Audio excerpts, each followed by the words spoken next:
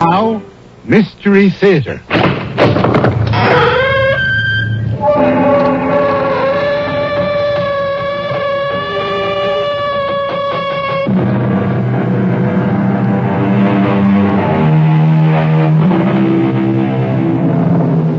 Come in. Welcome. I'm E.G. Marshall. There's a very fine line between life and death. So fine, it prompted one writer to tell us that in the midst of life, we are in the midst of death. And in the story that follows, we'll see that where there's love and a will to survive, survive we must. We are going on a journey into the macabre. Come with me to a breathtaking cavern in southern Arizona. Roger Markle, professor of geology, is leading a party of his students on a rock hunting expedition. They're deep below the surface of the earth in this little-known cavern, chipping at specimens of sparkling stone. Hold that light a little higher, Joe. Okay. That's better. Now, can everyone see clearly? Yes, sir. This is a splendid example of pyrite. Pyrite. You'll remember that this is also known as fool's gold because of its yellow color. It's used primarily... Wait. Listen. Good Lord, it's a cave-in. Everybody out. Run to the entrance.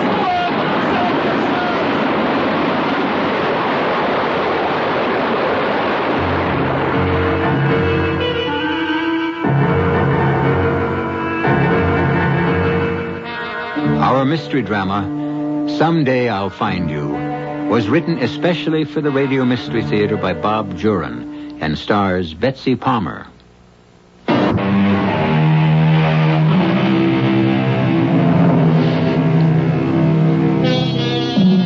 From a cavern in southern Arizona, we go now to a fashionable apartment in Chicago, the home of Professor Roger Markle.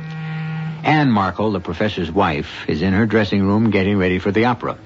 Her sister Madge is at the living room bar, mixing a batch of cocktails. Olive or lemon peel, Anne? Olive. Since when did you take up martinis? Oh, about 2 years ago. Has it been that long since I've seen you? Not since Mother's funeral. Oh, that's right. Oh, I wish you'd visit us more often, Madge. Hey, will you zip me up? Sure. You know you're always welcome, and Roger is so fond of you. Oh, honey, you know how it is. We all get into our little ruts. Well, you've just got to stay on a few days after Roger gets back. He's dying to see you. Well, that can be arranged. I've nothing to rush home for. He's due back Sunday. What's he doing this time? Well, he has a group of students exploring some cave in Arizona, and he wants to write a book about it. Here's your martini, thanks, dear. I'm sure it'll be a good one. The book, I mean. Oh. Well, in his position, he has to publish. It's expected. Well, all the more reason to be proud of him. And I am. Well, we'd better call the taxi if we want to make dinner before the... No, I'll get it, dear. I'll get it. You finish your drink. All right, dear. But it might be the valet. I had 2 of Roger's suits sent out. Yes? Mrs. Markle? No. I'm her sister. Is she at home, please? Yes, she is. What is it? Detective Holmes, ma'am. I'd like to see Mrs. Markle. The police? Yes. Who is it, Madge? Who's out there?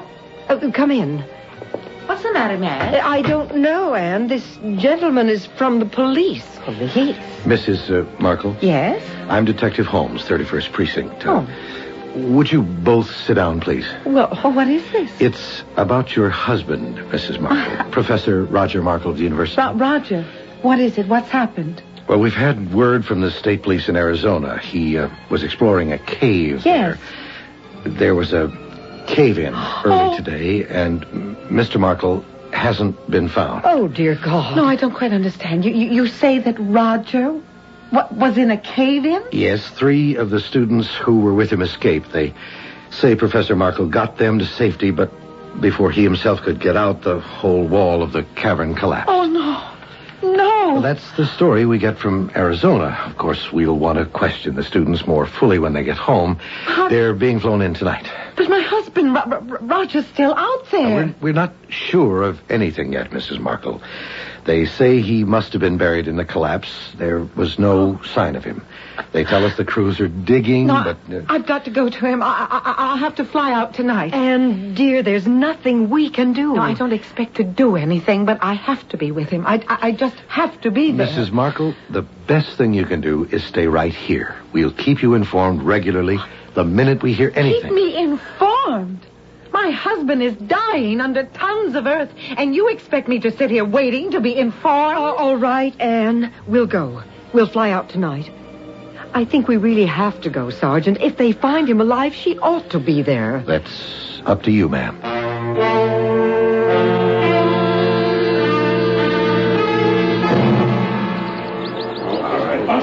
Why are they giving up?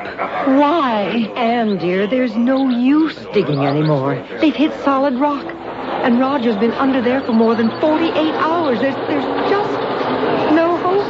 They can't get to him. No, we came all this way, and they've given up. Darling, they did all they could. The least they could do is give me his body to bury.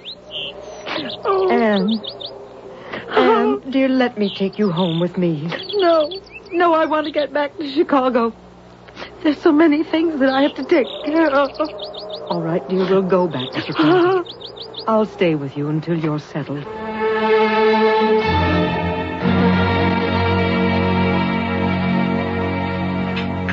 More coffee, Anne? No, thank you. No. Dinner was lovely. Anne, I've got to bring this up sometime. I know. You want to be getting home. Well, it's been more than a month now. You know I'd stay as long as you need me, but I've got to get back to Texas for a while. I'll even come back here in a few weeks if you want. No, Madge, I've got to start adjusting. It's time you did go home. Oh, my dear. You know you've been wonderful, and I just couldn't have gotten through this without you. But you do have your own life, and I've got to start remaking mine. I think the sooner you try, the better you'll be. Somehow I don't feel like a widow. I feel as though any minute I'm going to hear Roger's key in the door. I know, Anne, I know. When Ed died, I used to hear, or thought I heard, him coming in the back door. Once I even thought he was in the shower. Oh. Darling, we just don't change overnight. It takes a long time getting used to. But you buried Ed. You had a funeral. I know. But it's just impossible to believe death like this. I have to take the word of someone that I don't even know that my husband is dead. Yes, I suppose that's even harder to accept. I just don't have any choice. Well, I'll try to get a flight out Sunday. Darling, you've got to promise me one thing. Oh, anything, ma'am. That you'll come visit me. I promise. Maybe in the fall, all right? Definitely in the fall. I'll hold you to it. And I'll call you every Sunday. Oh, yes. Yes, we must keep in touch. And much more often than we have been. But now don't you worry about me, Madge. I do have lots of friends here at the university, and I'll be all right. In time.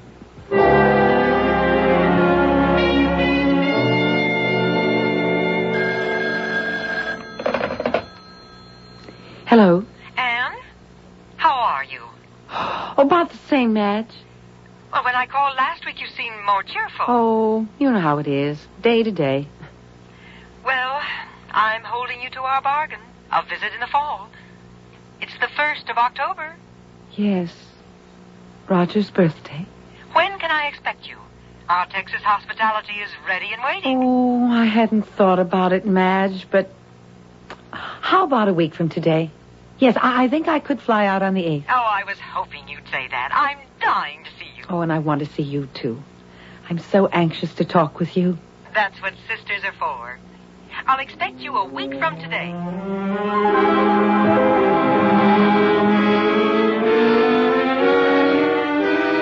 And you're looking wonderful. I wish I felt it. Listen, 1 week under our Texas skies and you'll be a different woman. Oh, I'm a different woman, all right.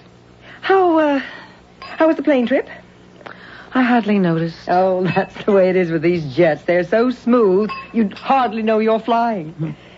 Olive, right? You're still drinking martinis, aren't you? Well, I haven't had a drink The accident? Well, it's time you did. Oh, here's to, what? There's not much to drink to anymore. I'm sorry. I should have realized. There's nothing worse than phony cheerfulness when you're ripped apart inside. But I thought you'd be a little better by this time. Oh, I didn't mean it that way, Madge. I was doing it for myself, I guess. And I don't know what to say. Well, I thought time would help. I'm not over it. I'll never get over it. I'm so glad you came anyway. It shows you're not wrapping yourself into a cocoon. Well, I haven't had the time to do that. The university wants me to go back to teaching.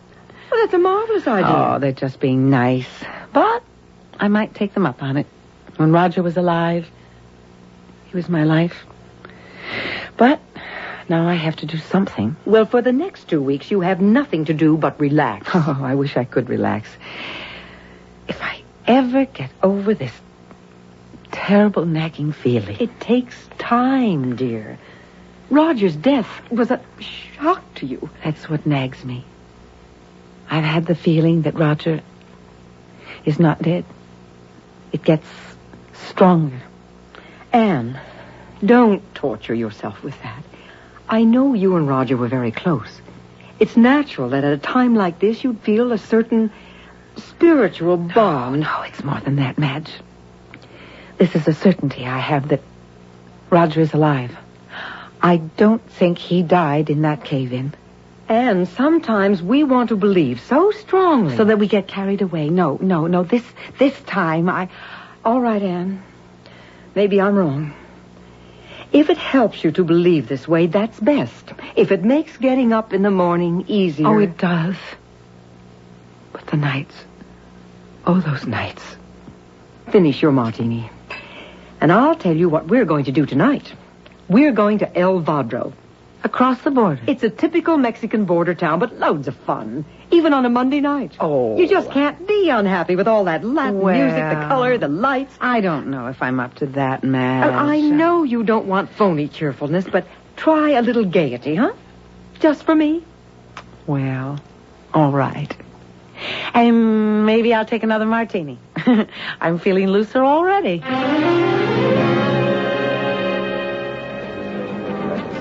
What'd I tell you? It is exciting. Hey, how about a fresh taco? Delicious. Oh, somehow they're better from the street vendors. Yeah, I would like to buy a silver piece. I love Mexican silver jewelry. I know the perfect shop. It's on a side street. Ah. They sell all sorts of stuff, but their silver counter's the best in town. Great. Come on. I spend almost every other weekend down here. Oh, I love it. It is garish, though, Madge, don't you think? Of course. That's what makes it delightful. Madge. Yes? Look, in the front of that shop.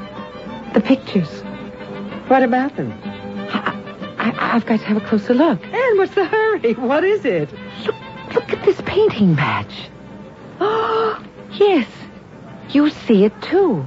Well, Anne, now, really, it's a good likeness. But even to the little mole on his neck. Oh. Madge, this is a painting of Roger. An exact likeness. And look at the date below the artist's name. August of this year. Yes, I see. That was 3 months after the accident.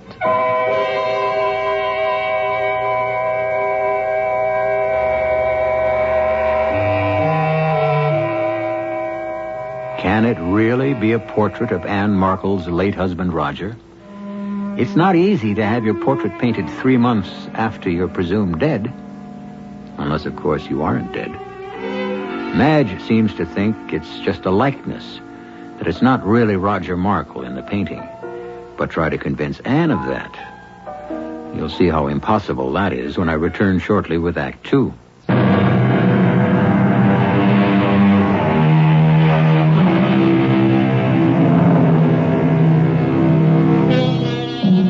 The long arm of coincidence seems to be injecting itself into Anne Markle's life.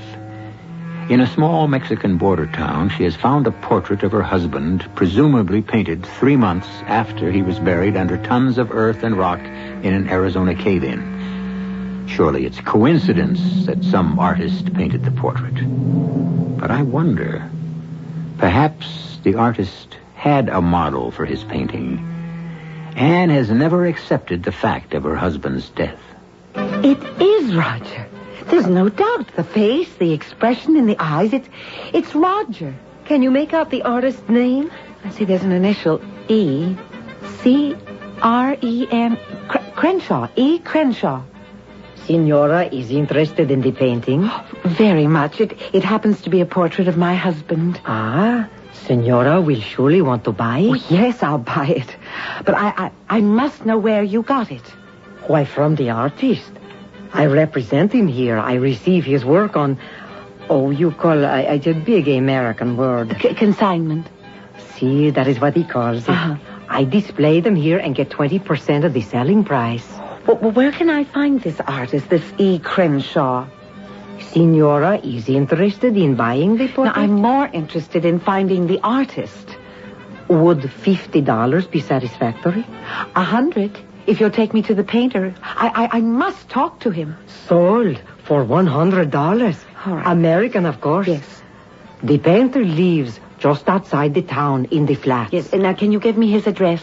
Oh, Signora, there are no addresses in the flats. Oh, Just ask anyone for the Americano. Americano. Or look for the greenhouse at the end of the row. Uh-huh. He is the only one that's painted. Excuse me, Signora, I will wrap the painting. Anne, you're only going to hurt yourself even more. The man who posed for this can't be Roger. I'll know when I talk to this E. Crenshaw. I'll be able to tell by his answers whether it was Roger or not, but I already know it is. You're not thinking of going there tonight? Why not? Well, there aren't any street lights out there. Practically no streets.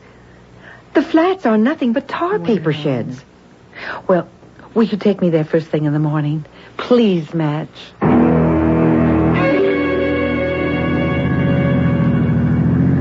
No wonder there aren't any addresses. There aren't any streets. Well, that's what I told you last night.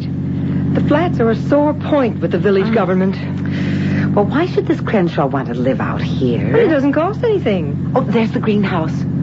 Well, certainly different from the rest. The artist's touch, no doubt. Yes. It's bigger than the others, too. And there's your artist. Looks like he's expecting us. Oh, but how would he know? Well, I imagine the grapevine is very well developed down here.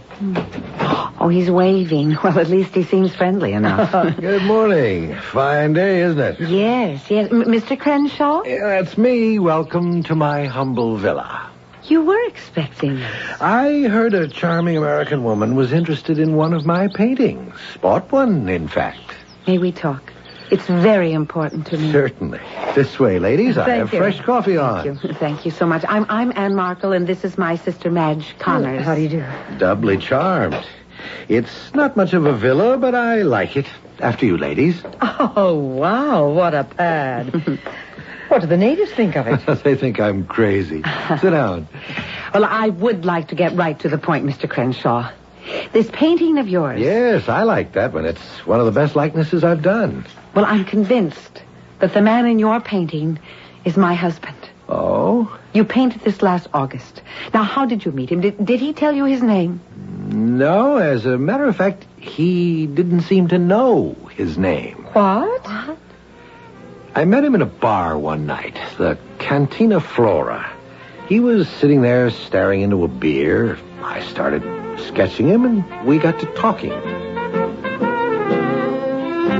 You don't mind? No. You've got a sensitive face. Musician? No. What's your business?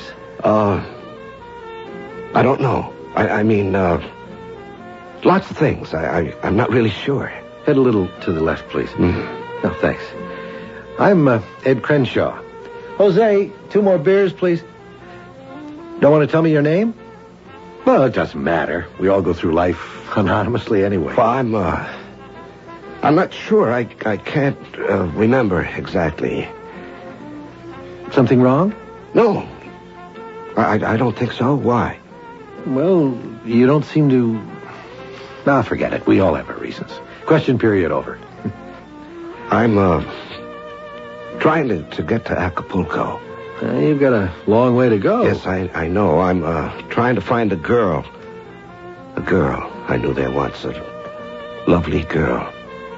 And, I can't quite remember her face. Her name was, Anne. Oh, running after instead of away from? No, I seem to have run out of money.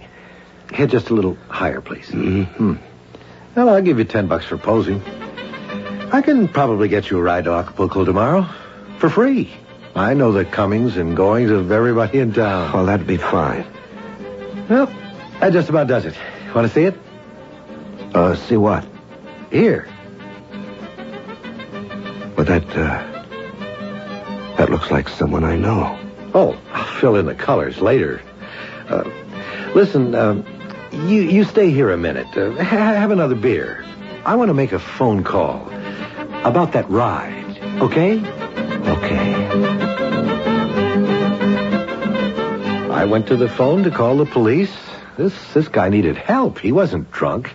He was dazed. He didn't know who he was. I figured the police might have something about a guy missing. Mm-hmm. And? I called him and then went back to the bar. He was gone. Madge, Roger's alive. He's been here. He's alive and dazed, and we've got to find him. Now, do you believe me? Yes, I do. Mr. Crenshaw, how was this man dressed? Well, work clothes, sort of. And come to think of it, I remember noticing how his face didn't seem to go with the clothes. No, my husband is a college professor, Mr. Crenshaw, and a geologist. Oh, of course. He was in those clothes because 6 months ago he was digging geological specimens in an Arizona cave, and there was a cave-in. Oh. And he was reported dead. I've been a widow for 6 months, but I never believed it. No, he escaped from that cave-in, and he is trying to find me. What? We spent our honeymoon in Acapulco 25 years ago. And I'm the girl he's trying to find. I'm Anne. I know this sounds outrageous, Mr. Crenshaw, but I believe she's right. Professor Markle is obviously suffering from some sort of amnesia. Can we notify the police between here and Acapulco to look for him? Yes, but it's been, almost 2 months since he was here. A long time. Madge, I want to go.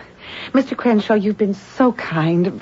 May I offer you some money? No money at a time like this. But promise to let me know what happens. Oh, I promise. I do promise. Come on, Madge.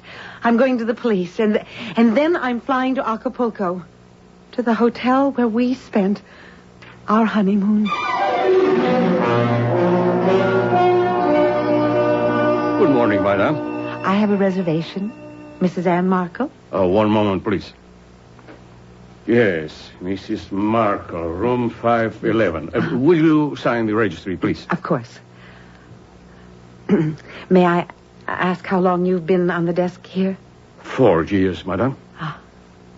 Would you look at this painting, please? Tell me if this man has checked in here in the last month or two. I would not want to get involved, madam. You would have to see the manager for that. No, please. This is a painting of my husband. And I have a very strong reason to believe that he may have come here in the past 6 to 8 weeks. You see, my husband is suffering from amnesia. Yes. This gentleman was here about 4 weeks ago. Oh. I remember him well. You do? Yes, he left without paying his bill. I'll take care of it. I'll pay it. But tell me, when did he leave? Did he say where he was going? No, madam. I remember I was on the desk when he came in. I had just come on duty. Good afternoon, sir. I'd like a room, please. A certain particular room. Oh, we are fairly well booked, sir. Which room did you wish? Well, it faces the water, and there's a little balcony, with flowers. We have 200 rooms like that. Oh. Well, let me think. 511. Yes, 511. Let me take a look. You are in love. Yes, 511 is available. Would you sign the register, please? Yes. Is there something wrong, sir? No. Just trying to think.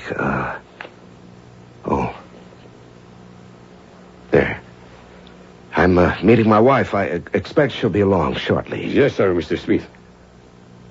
Smith? You signed the register, Mr. Smith. I did? Wait, yes, sir. Well, how very curious. I wonder why I did that. Well, sir... My name is, That's funny. May I have the key, please? Yes, sir. I'm going to our room, and you tell Mrs. My wife I've already gone up. I saw him around the hotel for a day or two, and then he vanished. Room 511 was our honeymoon suite 25 years ago. Look, may I see the registry, please, of the day that he registered? Oh, yes, madam. Let's see, September 20th, 30th. Yes, here it is. That is the gentleman's signature. John Smith. Yes, that is my husband's handwriting. He used the room, but never checked out. In fact, one moment. In the safe here, I have something one of the maids turned in. Would this have belonged to your husband? I gave him this ring on our 10th wedding anniversary. And this Mr. Smith was actually your husband? There is no doubt of it now.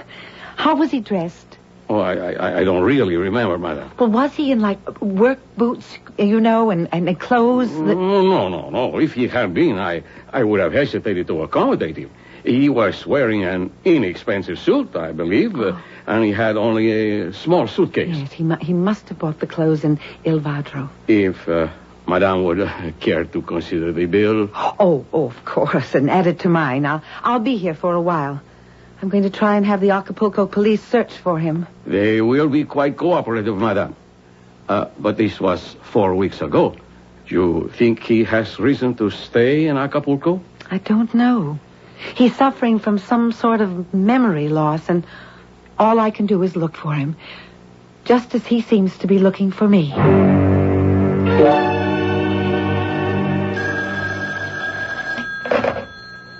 Hello? Mrs. Markle? Yes. This is Manuel, on the desk downstairs. Oh, we talked yesterday about your husband. Yes? Something occurred to me last night. The day before he, disappeared, he came to the desk asking for his wife. No name, just my wife. Yes. And he said he wanted to find her because they had to be leaving for Los Angeles. What? He said his graduate classes were starting and he had to get back. Of course. That's where he'd go next. Manuel, is it? Yes, madam. Would you have my bill made up right away? I'm flying out as soon as I can get a reservation. Oh, and would you have the operator place a call to Mrs. Madge Connors, Conners, and that's Laredo, Texas. The area code is 512-768-3112. Anne? What is it? Madge, I'm on my way to Los Angeles. What? I have one more lead to trace. A little apartment Roger and I had in Westwood when he was studying for his master's at UCLA. Well, what brought that up? Roger was here in Acapulco, Madge. Are you sure? I have Roger's ring. The one I gave him. What? They found it under the bed in the room he had. And the clerk remembered him. He says Roger told him that he had to get back to Los Angeles for graduate classes. And that's exactly where we went when we came back from our honeymoon. Anne, I think it's time you went to the newspapers. You know, you can't skip all over the country. No, I don't want that kind of publicity. Not for Roger. But the papers can describe his condition. Someone knowing the story might see him, and well, I'll consider it after I've been to Los Angeles. You want me to meet you there? No, thanks, Madge. I'll go alone. And I'll call you, honey, from L.A. tomorrow. All right, dear. I'll sit by the phone. And pray, Madge. Oh, pray for me.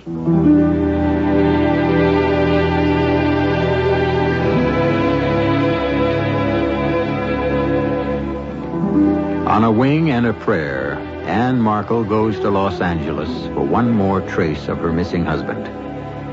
It appears that Professor Roger Markle, stunned from the cave-in he escaped in Arizona, is wandering through his past life trying to find his wife, Anne. And Anne is frantically trying to follow his trail and, with luck, to intercept him. We'll pick up the trail that leads to a surprising outcome when I return shortly with Act 3.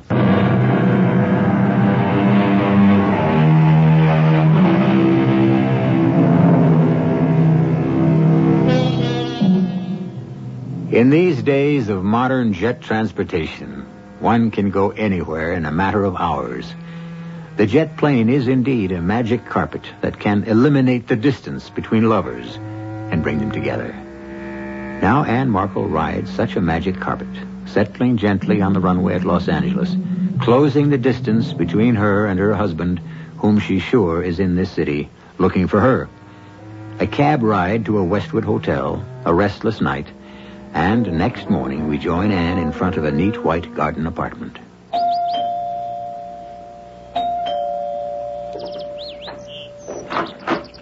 Yes? You're the superintendent? That's right, but we haven't got any vacancies, ma'am. No, it's not that. I'm looking for someone. Yeah? Have you by any chance seen this man in this painting recently? Last week. Last week? Yeah. Caught him trying to get into apartment 2A. Our apartment. What was that? The man was my husband. We lived in apartment 2A 25 years ago. 25 years ago? Yes. Yeah, maybe that explains it. He raised a hell of a fuss. He's suffering from amnesia. What happened? People in 2B called. Said some guy was hammering on the door to the apartment next door. I look out the window across the pool. Sure enough, this guy is on the balcony in front of 2A, banging on the door. I hightail it over. Anne, open this door. Hey, what's going on here? What you want? I want to get into my apartment. Anne, are you in there? This isn't your apartment. The Murphys live here. I took this place a month ago, just before my honeymoon. Look, Mac, if you want trouble, I know how to hand it out. Now scram. Who are you to tell me to get out? I'm getting Mr. Foster. Mr. Who? The super.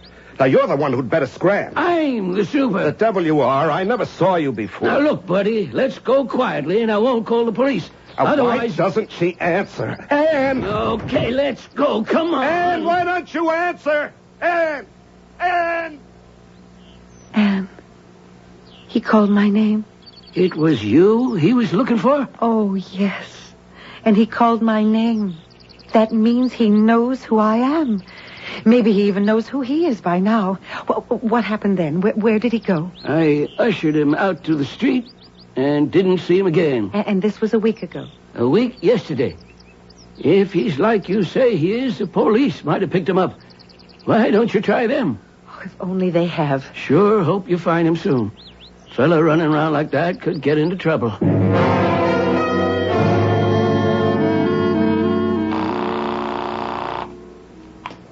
Hello? Madge, it's Anne. Anne, what's the news? Roger's on his way home to Chicago. I'm flying out immediately. What? Will you come and stay with me? I need you now, Madge. Well, of course, I'll leave tonight. But how do you know he's going home? He got a ride. He might even be there looking for me. And look, I'm going to tell you all about it when I see you. And I even hounded the airlines, trying to see if Roger might have flown out of Los Angeles during the week. And nothing, right? Now, come on, stop the cat and mouse and tell me how you know Roger's in Chicago. I was having lunch in a little coffee shop in the valley. Yes? A truck stop, really. And I'd been walking and showing Roger's painting. I guess people thought I was a crazy woman. Well, it was a little erratic. But I put the painting down on the counter, and when I ordered a chicken sandwich, the counter clerk looked at the painting and told me Roger had been there. Oh. He was positive, because, as he put it, the guy was trying to get a ride to Chicago. Well, he told me one of the truck drivers offered Roger a ride, and they left together. Oh, Anne! Now, this was 6 days ago. All the time I was chasing around Los Angeles, Roger was on his way home. Oh. Well, I almost expected him to open the door for me when I got in this afternoon. He wasn't there, of course, but now at last we're in the same city together. Oh, Roger's coming home.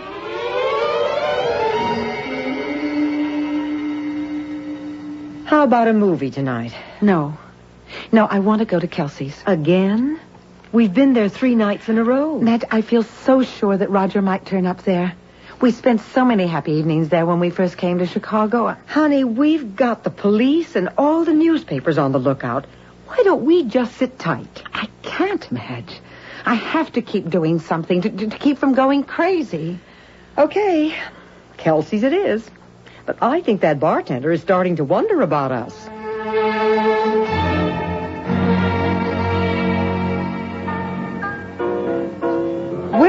pretty sure at least that Roger's in Chicago or on his way. Yes. Just a matter of time.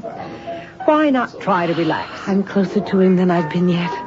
I can't relax. It just might be any minute, even here. I feel that I'm doing something. Putting myself in his path perhaps only, but in his condition anything might happen to him. I almost feel that I ought to be on the street. Madge, look at the window. Look. What? It's Roger. He's there on the sidewalk. He's looking right in at me. Roger? Good Lord. Excuse me, I'm sorry. I'm in a terrible hurry. Excuse me. Roger. Roger? Roger? Anne, where is he? I don't know. I saw Roger at the window. I thought he saw me. He looked right at me, but he's gone. Oh, I've got to find him. He can't be far. Anne, wait. Wait, it's too late, Anne!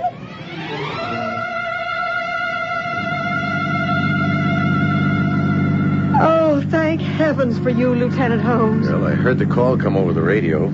Curious. I knew immediately it had something to do with this Professor Markle. I'm frantic about Anne. Where could she go? Well, she could have turned down any of these side streets. Oh, she's so upset she'd take any chance to find her husband. Mrs. Connors, do you think Professor Markle is alive? Why, of course. I mean, Mrs. Markle isn't imagining this, wanting to hope. I thought it might be like that at first, Lieutenant, but I was with her when she found the painting and when she talked with the artist. And then Professor Markle did turn up in Acapulco and in Los Angeles. And you saw him tonight? Well, Anne saw him first. My back was to the window, but when I turned, I saw someone moving away. Well, if he's alive in this city, we'll find him. Tonight. Mrs. Markle, too.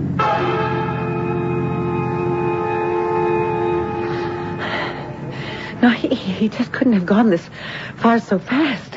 He didn't recognize me. He looked as though he didn't even see me. Maybe I'd better go back. He couldn't have come this far. Oh, Roger. Roger, where are you? Anne, over here. Madge, is that you? Oh, thank God we found you. I called the police. I'm with Lieutenant Holmes. Come, get in. Oh, Madge, I've lost him. I've sent out an alert on the whole area, Mrs. Markle. We'll find him. Get in. We'll keep on cruising. I just didn't know which way to turn. I took a chance and went left, but he must have gone the other way. We'll cruise back. Keep your eyes open. It's harder to recognize someone at night. Madge. There, look. Huh? That man at the end of the block. Where? I think... Yes. Oh, stop, Lieutenant. Please stop. He's walking toward us. That's Roger's walk. It is Roger. See him? He's in the light of the street lamp now. Anne. Roger, over here, Roger. Oh, he doesn't hear me. Anne, wait. Roger. Roger. Anne, stop. Look out, guys. Anne. Oh, God, Anne. Car 51 to headquarters. Ambulance to Elman Springs. Ambulance. Come on. Back, everybody. Please, stand back, everybody. I can't look. Lieutenant, is she... I don't know. Why did she run like that? It wasn't Roger. There wasn't anyone there on the street.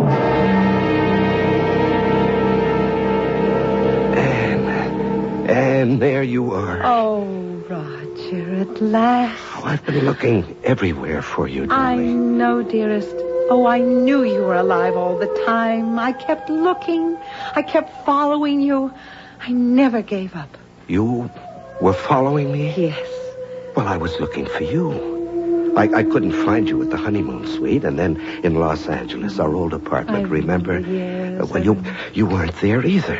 And I was confused. I kept trying to think, where would Anne go next? And then I knew. Yes, we left Los Angeles when I got the teaching job in Chicago. And that's just what I did. When I learned you were on your way to Acapulco, I just knew you were looking for me in the old places. I tried to think where you'd go next. Yes, two minds with a single thought.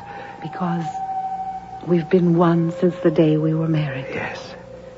Oh, Anne, I knew that someday I'd find you. Come, Roger. Oh, let's go home. Home? Mm-hmm. To our apartment. Oh, that isn't home for us anymore, Anne. Roger, dear. I know you've suffered a terrible shock, but we'll work it out together. You'll be fine. It'll take time, but trust me. You don't understand, do you, Anne? Oh, I do, darling. And I'm going to help you. No, I should have realized. It's too soon. But what's too soon? You'll understand in time. What is it, Roger? What are you trying to say? I didn't realize the truth until I saw you. And now I know. And you'll know soon, too, my darling. Roger, I trust you. If you say so, then that's enough for me. Come, Anne. It's time for us to go. To be together, always. And that's all I want, Roger, is to be together, always. Hey, don't look so worried. Let me tell you the trouble I had realizing just what was happening. I'm sorry, Mrs. Connors. There's no pulse. Oh, dear God. Mrs. Markle is dead.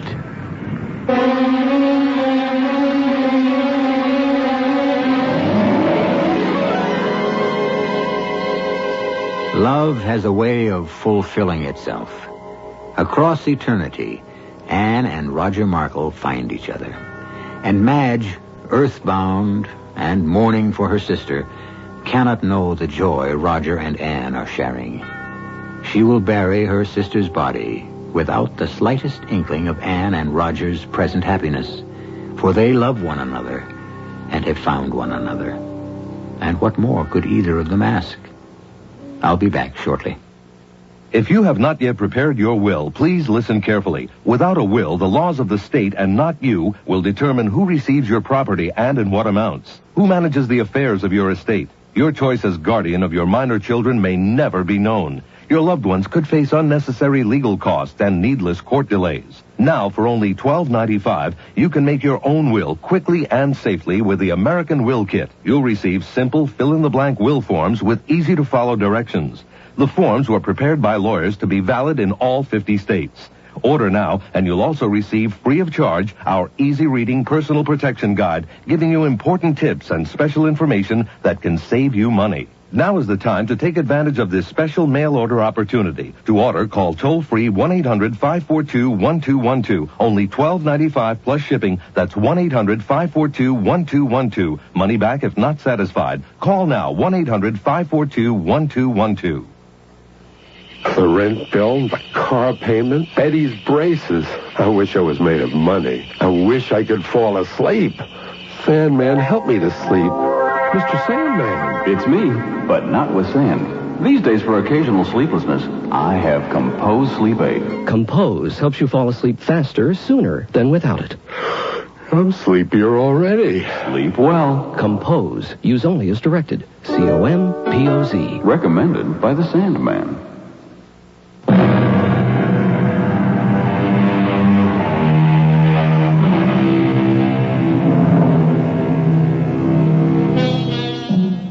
Some people chase rainbows.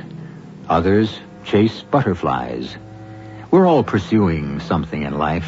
A hope, a dream, a mate, even happiness. And when the object of our pursuit is love, no barrier is too great to overcome. For love is the pot of gold at the end of the rainbow, the monarch butterfly of all human needs and emotions. And in our story just concluded, it was the force that transcended even death. Our cast included Betsy Palmer, Joan Shea, Larry Haynes, Gil Mack, and Robert Maxwell. The entire production was under the direction of Himan Brown.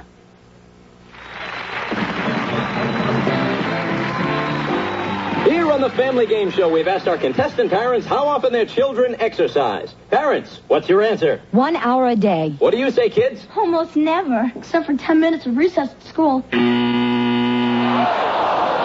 had no idea. Don't feel bad. Most parents overestimate the amount of exercise their kids get. They often think their kids get all the exercise they need at school. Now, Don, what's the winning answer? How much exercise should kids get? Well, Bob, it's 1 to 2 hours of vigorous exercise a day. You know, daily exercise is a must for all of us, especially young people. 1 to 2 hours each day will keep young people fit and healthy, more alert for school, better able to handle stress, off the streets, out of trouble. Parents, you can win big. Make sure daily exercise is a part of your family game. Remember? A message from the President's Council on Physical Fitness and Sports. This is E.G. Marshall inviting you to return to our Mystery Theater for another adventure in the macabre. Until next time, pleasant dreams.